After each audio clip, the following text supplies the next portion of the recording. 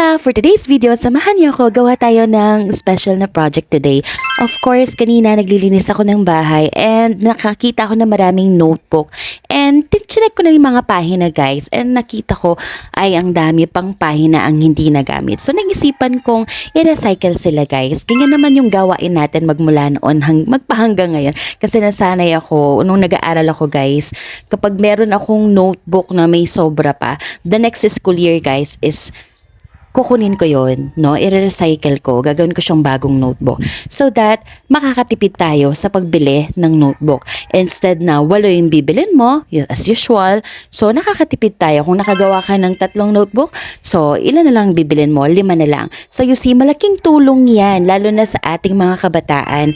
Please help your parents. Ganyan din ang gawin nyo sa mga notebook nyo, mga bata. No? Pag nakita nyo may sobra pa, paglaanan ng oras, magtahi kayo ng notebook. Sayang naman, para naman masulit lahat ng mga gamit na ginagamit ninyo sa school. So, syempre, paraan na rin yan para matulungan si nanay at si tatay sa pagbabudget.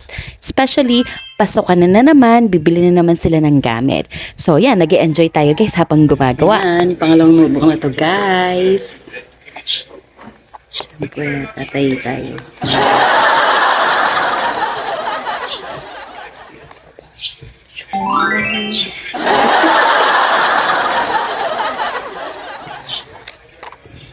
Samahan mo na ng right attitude sa paggawa. Syempre, hindi mo magagawa ng maayos yan kung buisit ka, 'di ba? So, ine-enjoy ko lang yung moment na yan, guys.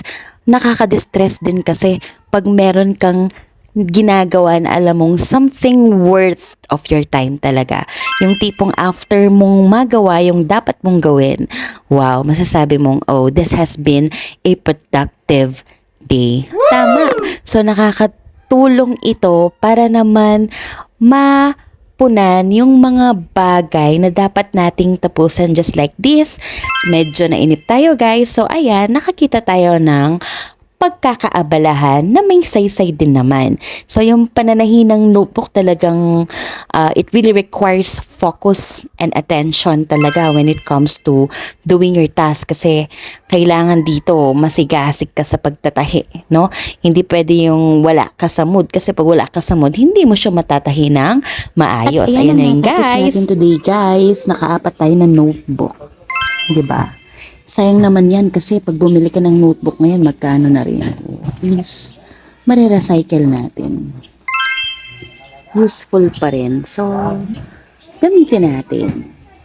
Hala, mabiyang araw.